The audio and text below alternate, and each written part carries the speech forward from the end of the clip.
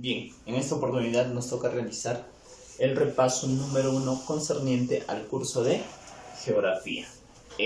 Dentro de esto, lo que vamos a poder visualizar son los primeros 4 temas que se han ido trabajando en lo largo de este bimestre. Entonces, a continuación, vamos a pasar a ello. Jovencitos, en la parte número 1, lo que vamos a tener en cuenta es el término de la palabra geografía. Nosotros podemos identificar que a lo largo de la historia el término de geografía ha ido cambiando. Ustedes saben que en la antigüedad solamente era la descripción de la tierra, pero como les hago mención, hoy en la actualidad la geografía no solamente se encarga de describir, sino la geografía se encarga de explicar, la geografía se encarga de comparar, la geografía se encarga específicamente del estudio de la interrelación del hombre y la naturaleza. Miren, entonces vamos a explicar ello, ¿no? Y los demás temitas que hemos ido trabajando concerniente a lo que es la división geográfica, en cuanto a lo que es el Perú político y esos temas, ¿ya? Listo. Entonces, en primer aspecto, lo que vamos a tomar en cuenta es el concepto actual de geografía. Nos dice que la geografía estudia la superficie terrestre, formado por el agua, aire, tierra, sobre la cual viven los seres vivos. Estudian las acciones e interacciones entre los seres vivos y la naturaleza. Ustedes saben que el objeto de estudio, ¿cuál es? El objeto de estudio de la geografía es el espacio geográfico. ¿Y qué es el espacio geográfico? Es el lugar donde vive y se desarrolla el hombre. Y ese espacio geográfico donde vive y se desarrolla el hombre está conformado ¿por qué? Por agua, aire, tierra dentro de ello. ¿Y qué ocurre en esta interrelación de agua, aire y tierra? Las acciones y las interrelaciones entre los organismos vivos, específicamente la flora y la fauna, y la naturaleza, e incluido el hombre. Mira, ven qué importante es este término de geografía. Otro temita que podríamos hacer mención, que es que la geografía es una ciencia sui generis, porque a la vez estudia la naturaleza y a la vez estudia al hombre. Por eso se dice que es una ciencia social y a la vez una ciencia natural. ¿Está bien? Listo. Pasamos al segundo término. Después de haber analizado esto, vamos a tomar en cuenta que existen características dentro de la geografía que sí o sí debemos de conocer. Acá tenemos los hechos geográficos. Hechos geográficos son todas acciones creadas por la naturaleza y que se encuentran en la naturaleza sin ninguna alteración brusca. Los hechos geográficos, entonces, para poder finiquitar, son hechos concretos que se encuentran en la naturaleza y nosotros lo podemos visualizar. Un hecho geográfico podría ser un lago. Ejemplo, el lago Titicaca, el lago más alto del planeta Tierra. Podría ser los ríos, el río Mantaro, el río Amazonas, el más grande del planeta. Los valles, como es el caso del Valle del Mantaro, las cordilleras, como la cordillera de los Andes, etc. Entonces, tomando en cuenta estos ejemplos, no te olvides entonces qué son los hechos geográficos. Por otra parte, en contraposición a esto, vamos a tener los fenómenos geográficos. ¿Qué son los fenómenos geográficos? Son alteraciones o cambios bruscos que se originan en la naturaleza y que van a perjudicar específicamente al hombre. En cambio, en la otra parte, los hechos geográficos benefician. En cambio, acá en los fenómenos geográficos, en su mayoría lo que van a traer es perjuicios sobre el hombre. Dentro de eso, ¿qué tenemos? Tenemos los terremotos. Nosotros hemos podido evidenciar el terremoto del 2007, principalmente el epicentro y el hipocentro se desarrolló fundamentalmente en el departamento de Ica. De igual manera tenemos los huaicos, que es el desliz de lodo, piedras, agua, barro sobre una zona determinada. ¿Y los huaicos por qué se originan? Se originan específicamente por la desertificación que puede haber en las zonas altas, o sea, en otras palabras, por la tala de árboles, y esas, como ya no existen más raíces, lo que se genera es el desprendimiento de todos estos objetos. También podemos tomar en cuenta el fenómeno del Niño que ocurre en nuestro país, ¿no? Las lluvias intensas que se originan en la costa norte de nuestro país, pero también altera todo nuestro territorio. Pero bueno, los aludes, las sequías, etcétera. Esos son los fenómenos geográficos. ¿Está bien? Qué chévere, ¿no? Qué interesante que tú puedas tomar en cuenta ello. Ahora, número 3. Lo que vamos a tomar en cuenta y también hemos hecho dentro de nuestra clase, dentro de estas semanitas, hemos visto las ciencias auxiliares de la geografía. Dentro de eso, ¿qué vamos a tener? Vamos a tener en primer lugar la astronomía. ¿De qué se encargaba estudiar específicamente la astronomía? Estudia, como su mismo nombre hacía mención, estudiaba los astros, ¿no? Estudiaba los astros. La astronáutica va a estudiar ¿qué cosa? Los viajes espaciales, ¿no? Los viajes espaciales que se dan dentro de nuestro planeta Tierra y de igual manera todo el sistema planetario solar, ¿no? Listo. La cartografía, ¿qué se encarga de estudiar, jovencitos? La cartografía, profesor, estudia los mapas, ¿no? Los mapas. Dentro de eso, ¿qué vamos a ver? A escalas, representaciones gráficas y todo ello, ¿no? Los mapas, las cartas geográficas. Entonces, esta respuesta estaría específicamente acá. Esto vendría a ser la C. ¿Qué más tenemos? La cartografía. Perdón, la geodesia. ¿Qué estudia la geodesia? Estudia las líneas imaginarias. A ver, vamos a dejarlo. ¿Qué estudia la topografía, jovencitos? La topografía estudia dimensiones o áreas menores a 25 kilómetros. Acá vendría a ser la E. Listo. ¿Qué más tenemos? La orografía. ¿Qué estudia la orografía, jovencitos? La orografía estudia las montañas y las cordilleras. Esto sería la F. ¿Qué más tenemos? La petrología. ¿Qué estudia la petrología, jovencitos? Estudia las rocas. ¿Qué más tenemos? La ecología. ¿Qué estudia? Estudia...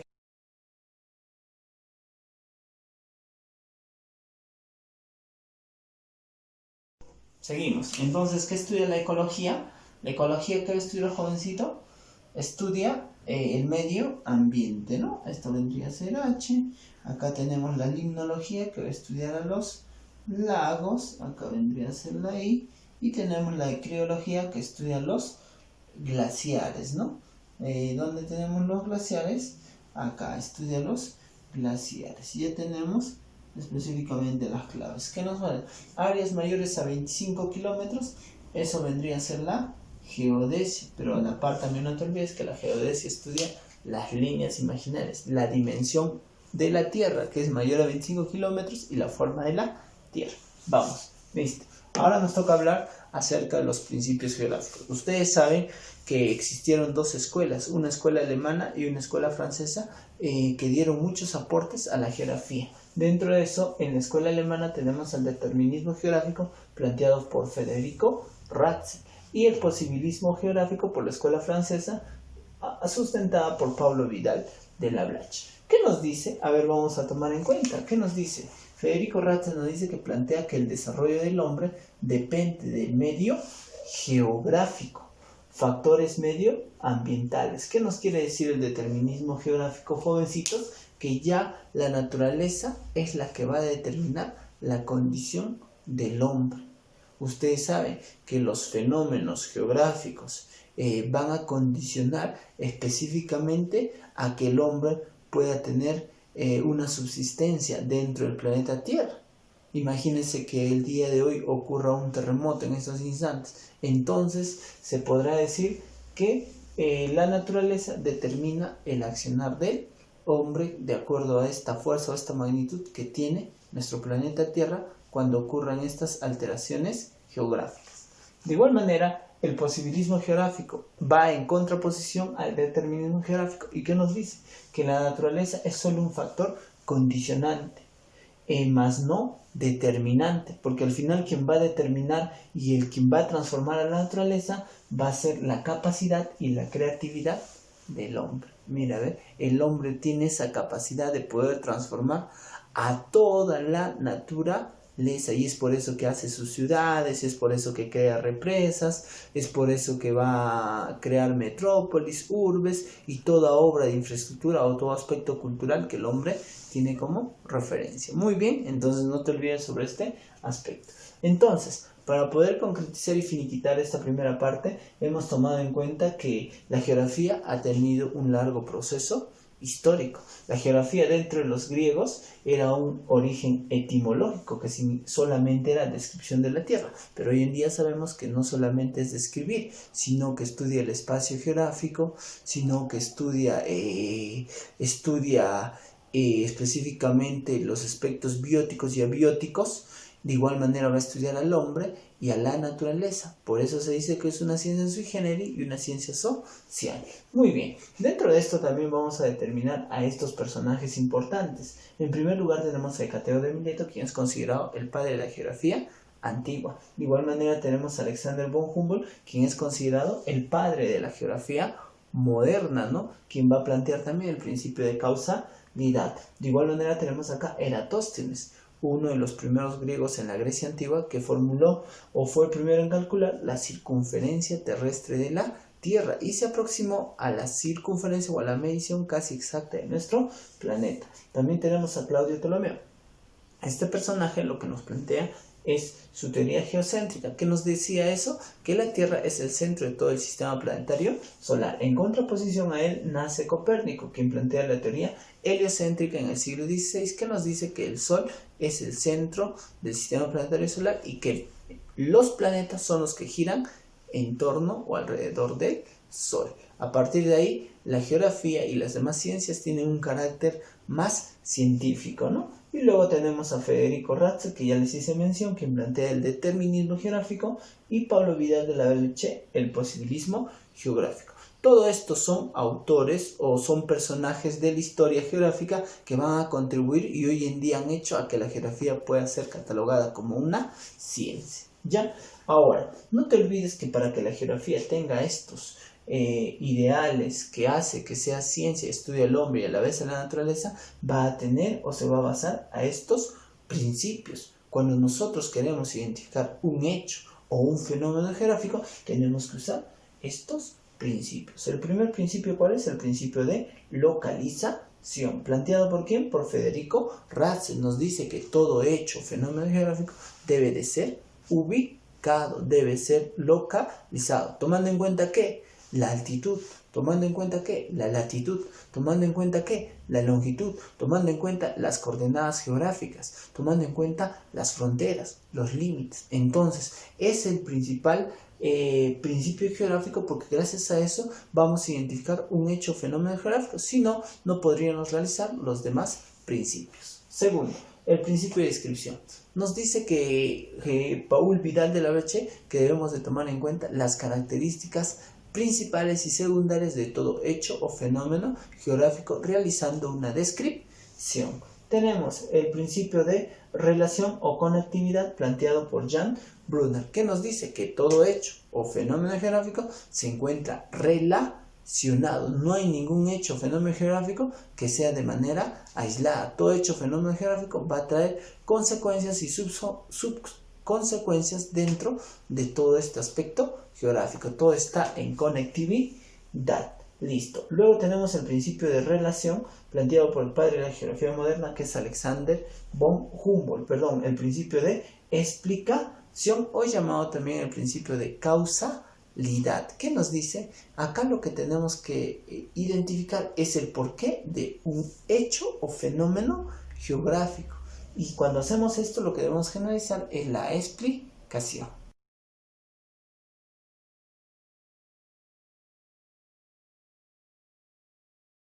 Entonces, como le hacemos mención en esta parte del principio de explicación o causalidad, Alexander von Humboldt lo que busca es la explicación o la causa del porqué de un fenómeno o hecho geográfico. Ahora tenemos el principio de actividad o transformación, que nos hace mención que todo está en constante cambio, ¿no? Que la naturaleza no está estático, que la sociedad no está estática.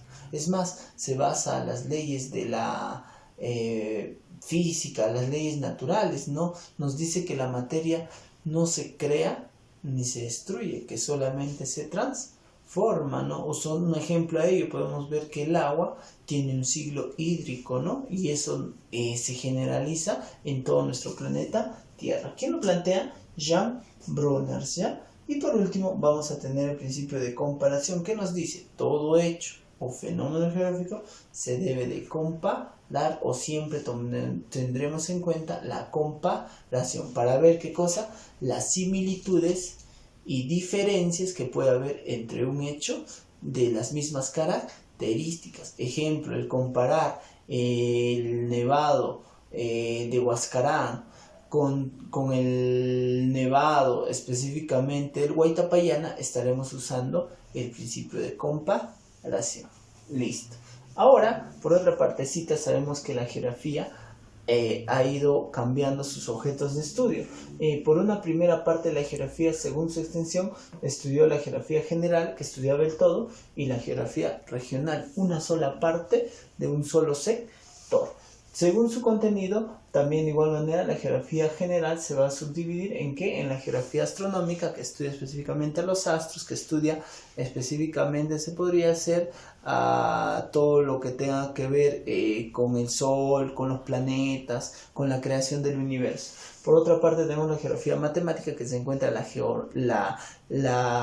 geodesia, la cartografía, que sí o sí va a recurrir a la matemática para dar respuesta a estos problemas. Igual la geografía física, que se va a encargar de estudiar los aspectos abióticos, que lo consideran, ¿no? Los aspectos sin vida, la hidrosfera, la geósfera, la atmósfera.